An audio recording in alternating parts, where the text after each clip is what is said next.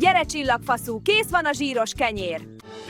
Várjál, bazd meg, asszony, nézem a teletabit.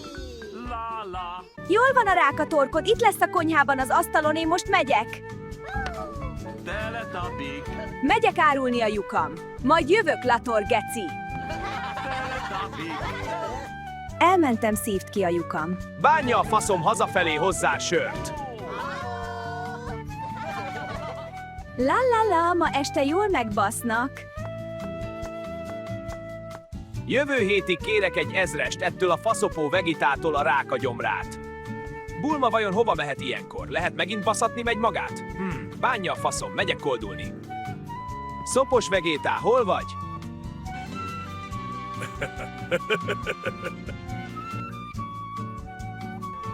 Zsíros kenyér!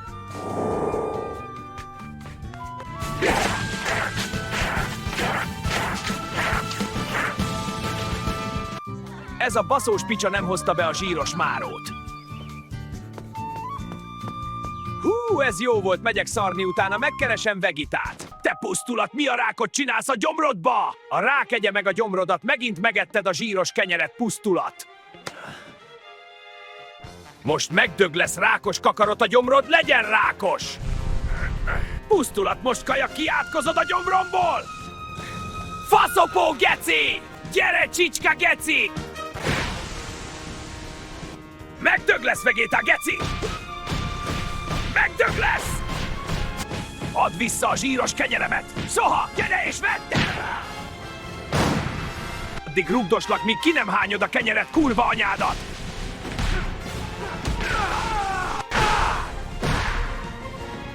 Tüdőd legyen rákos!